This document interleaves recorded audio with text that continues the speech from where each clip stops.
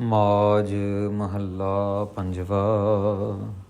ਅਨਹਦ ਵਾਜੈ ਸਹਿਜ ਸੁਹੇਲਾ।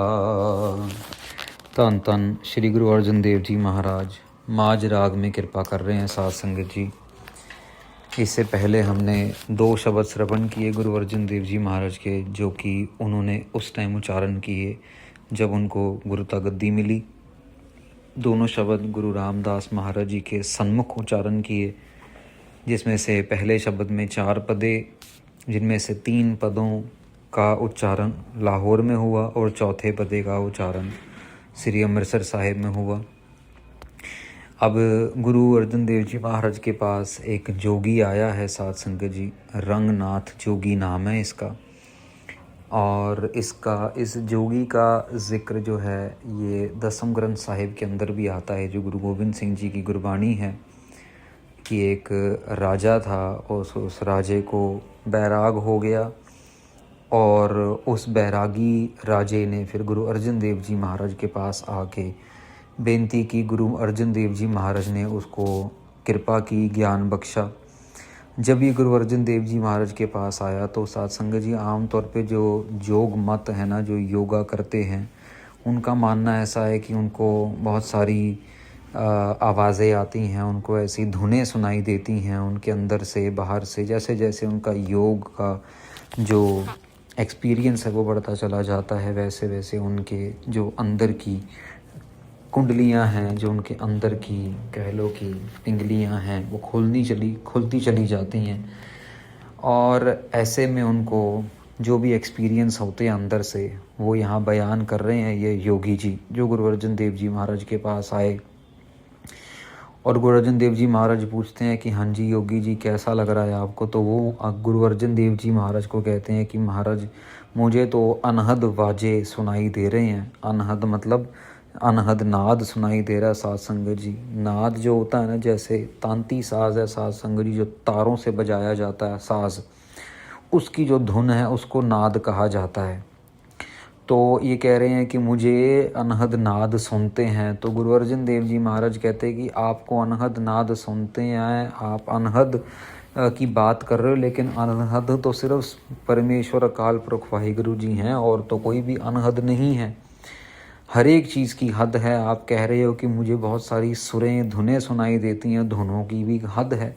वो एक हद के बाद धुनें ख़त्म हो जाएंगी। 7 सुर हैं, सारे गामा बाधा नीसा, और वो उनकी हद है, उसके बाहर तो कुछ भी नहीं है। आप कह रहे हो कि मुझे नाद सुनाई दे रहा है, तो नाद भी हर एक तांती साज का कोई ना कोई लिमिट है।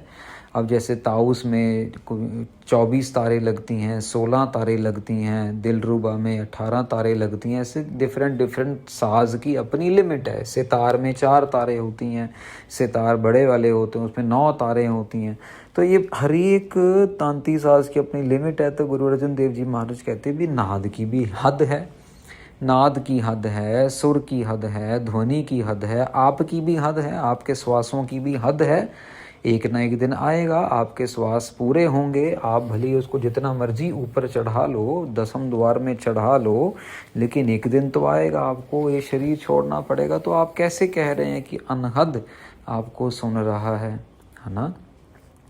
अब ये साध संगत जी बात यहाँ पे आ जाती है कि महाराज अब ये जो शब्द उच्चारण कर रहे हैं, ये उस जोगी के प्रथाए उच्चारण कर रहे हैं, उसको ये समझाने के लिए कि अनहद तो सिर्फ अकाल पुरख वाहिगुरु जी हैं, अनहद तो सिर्फ परिपूर्ण परमेश्वर जी हैं। अनहद वाजै सहज सुहेला।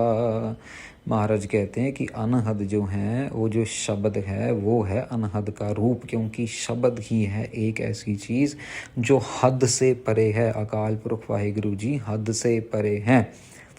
और हद ये सहज सुहेला जो शब्द का जो अनहद जो शब्द है, वो सहज स्वभाव ही बजता है, उससे सुख की प्राप्ति अपने आप होती है। उसको कोई ज़बरदस्ती नहीं एक्सपीरियंस कर सकता, उसको कोई कमरे में बंद करके नहीं कर सकता, पहाड़ पे चढ़ के नहीं कर सकता, वो तो सहज स्वभाव अपने आप ही होता है।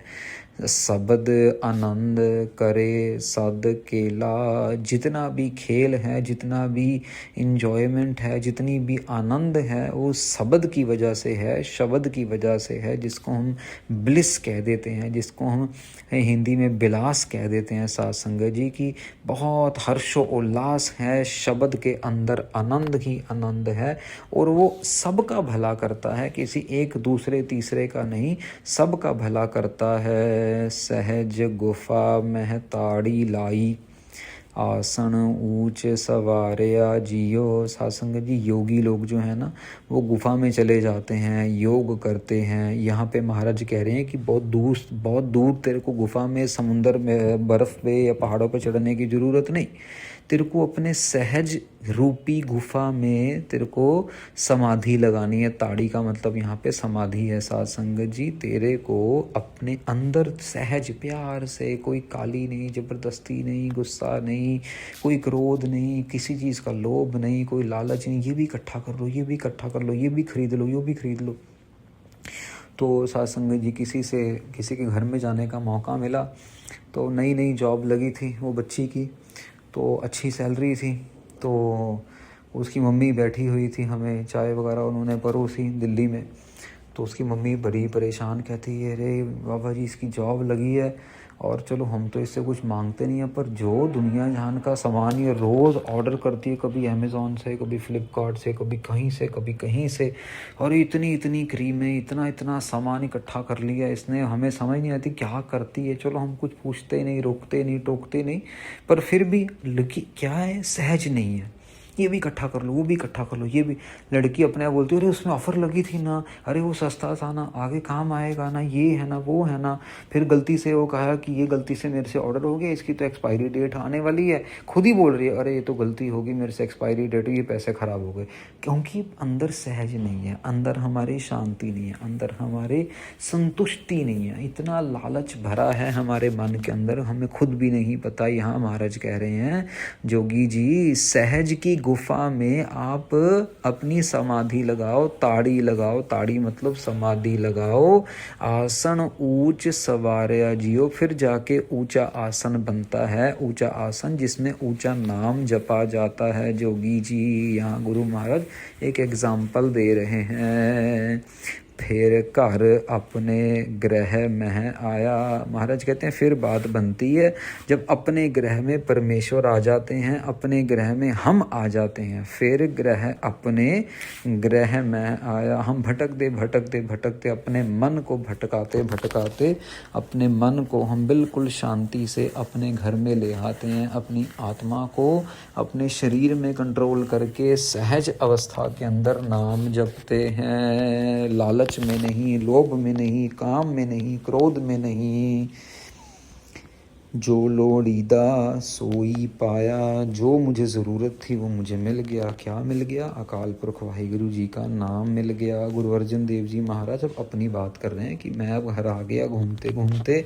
मैं पहले लाहौर में था, मैं बहुत तड़प रहा था, अब मैं अपने घर में आ गया। योगी जी को भी बोल रहे हैं, योगी जी अभी आप बिल्कुल सही जगह पे आ गए हो, आप कहीं बाहर नहीं हो, बिल्कुल सही जगह पे आ गए हो। त्रिपत अगाहे रहया है संतो, गुर अनपाओ पुरख दिखारिया जियो। कहते मेरी तो तृप्ति हो गई, तृप्ति करा दी, मेरी तृप्ति करा दी। किसने करा दी? संतों महापुरुषों ने, बाबा बुढ़ा जी ने तृप्ति करा दी। मेरे को सारे पदार्थ मिल गए, अभी कुछ रहा ही नहीं। जब मुझे दर्शन हो गए अपने गुरु के, जब मुझे अनपाओ पुरख, जब मेरे गुरु के दर्शन हो गए, मेरी सारी तृप्ति हो गई। अंदर की बाहर की सारे पदार्थों की मेरी वासनाएं सब की सब बंद हो गई। ये मुझे कृपा कर दी है। किसने कृपा की है? संतों महापुरुषों ने। आपे राजन, आप पे लोगा महाराज अकाल पुरख वाहिगुरु जी, आप खुद ही राजे हो और आप खुद ही प्रजा हो। बड़े ज्ञान की बात है साध संगत जी की, राजा भी आप ही हो, सुनने वाले भी आप ही हो और सुनाने वाले भी आप ही हो। राजा स्वरूप आप ही हो और प्रजा स्वरूप ही आप ही हो, जो परमेश्वर काल पुरख वाहिगुरु जी हैं। ऐसा निश्चय हमारा होना चाहिए कि हमें वो 24 घंटे अपनी आँखों से देख रहा है। हम छोटे से भी छोटा पाप भी ना करें, छोटे से भी छोटा धोखा किसी को ना दें, क्योंकि हम पकड़े जा सकते हैं। वो तो उसकी मर्जी है कि वो हमारी गलतियों को नज़रअंदाज कर रहा है, पर जिस दिन हिसाब किताब करेगा साथ संगत जी, उस दिन लपेटे में आ जाएंगे। उस दिन जिस दिन हिसाब किताब हुआ, उस दिन पता लगा हो मैंने तो ये देखा ही नहीं, मैंने तो ध्यान ही नहीं किया। आप निर्वाणी आप पे भोगा। महाराज जी कहते हैं कि आप ही निर्वाण विरक्त स्वरूप हो। विरक्त मतलब कि साध संगत जी बहुत बड़ा निर्वाणा जिसको कह देते हैं ना, बहुत ही कह लो कि सुंदर, बहुत ही कह लो कि मनमोहक, बहुत ही बड़ा स्वरूप हो, विराट स्वरूप हो।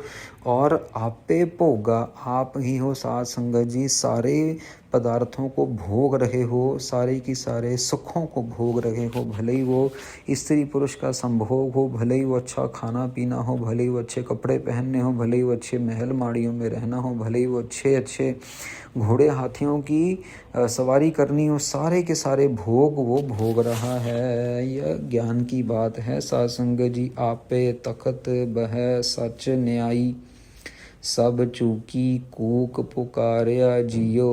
महाराज आप तो तखत पे बैठे हुए हो, सच्चे सिंहासन पे बैठे हुए हो और सच्चा न्याय कर रहे हो। कोई भी रत्ती मात्र भी किसी का झूठ, किसी का पाप बच के नहीं जा सकता है महाराज। और ये सब चूकी कूक पुकारिया जियो, मेरे मन की जो ये संपूर्ण पुकार है ना साध संगत जी, जो निर्बिति, जो गुरु अर्जन देव जी महाराज कह रहे हैं कि सब कुछ परमेश्वर को मान कर कल्पना से रहित हो गया हूँ, कि मेरी जो चूकी कूक पुकारिया जियो, भी मेरे ऊपर से तो आपने जो मेरी जितनी भी रोना धोना था, मेरी सब आपने पुकार सुन ली है। कूक पुकारिया जियो, मेरी सारी की सारी अरदासें पूरी हो गई हैं। आपने तखत पे बैठ के सुन लिया है, मुझे तखत पे बिठा दिया है। जेहा डिठै मैं ते हो कहया, जैसे साध संगत जी मैंने देखा, मैंने वैसे ही बोला है। गुरु रामदास जी महाराज, मैंने कोई झूठ नहीं बोला। जैसे जैसे आप मुझे अपना स्वरूप दिखा रहे हो, वैसे वैसे मैं वाणी उच्चारण कर रहा हूँ। तिस सच आया जिन भेद लहया, तिन रस आया जिन भेद लहया, जिसको भेद हो गया, जिसको पता लग गया, उसको रस आया। साध संगत जी देखो, जब तक गोलगप्पा मुंह में जाएगा नहीं, तब तक तो पता नहीं लगेगा कि पानी कितना खट्टा है। जब तक कह लो कि गुलाब जामुन मुंह में नहीं जाएगा, तब तक पता नहीं लगेगा कि वो कितना मीठा है, कैसा रसीला है, क्या नहीं है, क्या नहीं। अब ये यहाँ महाराज कह रहे, जिसको भेद आ गया कि परमेश्वर कितना बड़ा है, कितना शक्तिशाली है, कितना परिपूर्ण है, जिसको तो पता लग गया, रस तो उसको आ रहा है, फिर उसको हुक्म को मानना उसके लिए आसान हो जाता है साध संगत जी। वैसे साध संगत जी हुक्म को मानना इतना आसान है नहीं दुनिया में। बाबा नानक सिंह जी महाराज कलेरा वाले हुए ना, तो वो संगत को अक्सर जाप करवाया करते थे। गौड़ी महल्ला पंजमा औखी कड़ी ना देखन दई, अपना बिरद संभाले, हाथ दे राखे अपने को साथ साथ प्रतिपाले। ये शब्द का मीनिंग है कि हे अकाल पुरख वाहिगुरु, मुझे औखी घड़ी ना देखन दो, अपना बिरद समझ के, अपना बच्चा समझ के संभाल लो। तो एक बारी एक संगी ने बाबा जी को बेनती की, महाराज आप संगत को इस शब्द का बहुत जाप करवाते हो, इसका क्या कारण है? तो बाबा जी कहते हैं कि ऐसा है पुरखा, कल युग के अंदर हुक्म को मानना बहुत मुश्किल है। हम स्कूल में एडमिशन तो हमने ले लिया है, लेकिन हम इस स्कूल की क्लास के काबिल नहीं हैं। तो क्लास के काबिल नहीं है मतलब कि हम हुक्म मानने के काबिल नहीं है। ये हुक्म मानना इतना आसान नहीं है। इसीलिए महाराज को बेनती करते रहते हैं कि महाराज औखी कड़ी ना देखन दई, अपना बिरद संभाले, महाराज हाथ दे राखे अपने को, सास सास प्रतिपाले, अपना हाथ दे के बचा लो महाराज, हमें औखी घड़ी ना देखन दो महाराज। हमें पता नहीं हम हुक्म मान पाएंगे नहीं मान पाएंगे, ऐसा कोई समा आए ही ना जहाँ पे हमारे ऊपर टेस्ट हो जाए और हम फेल हो जाए। महाराज आप पहले ही अपना बिरद समझ के हमें बचा लो। तो साध संगत जी हुक्म को मानना इतना आसान नहीं है। जो उसको हुक्म मानना आ गया उसको तो फिर रस ही रस आ रहा है। तिस रस आया जिन भेद लहया, जिसको ये भेद मिल गया कि हुक्म ही अकाल पुरख वाहिगुरु जी हैं, अकाल पुरख वाहिगुरु जी का मतलब ही हुक्म मानना है, तो बस बात ही खत्म हो गई। ज्योति ज्योत मिली सुख पाया, जन नानक एक पसारया जियो। महाराज कह रहे हैं ज्योति ज्योत मिली सुख पाया। अब हमारी ज्योत एक परमेश्वर से मिल चुकी है। गुरु अर्जन देव जी महाराज गुरु रामदास महाराज से एकमिक हो चुके हैं, तभी तो गुरता गद्दी पे विराजमान हुए। एक जन नानक एक पसारया जियो। अब समझ आ गया कि वो सारे के सारे प्रपंच में एक ही रचा हुआ है, एक ही पसारा है अकाल पुरख वाहिगुरु जी का, हर एक जगह वो ही मौजूद है। हमारी भी ज्योत उस ज्योत के साथ अभेद हो चुकी है और सुख प्राप्त हो, सुख पाया, सुख प्राप्त हो रहा। और ये सुख छोटा मोटा सुख नहीं, ये परम सुख पाया साथ संगत जी, जो सदीवी सुख है, हमेशा साथ में रहेगा, कभी गायब नहीं होगा, कभी दुख नहीं आएगा।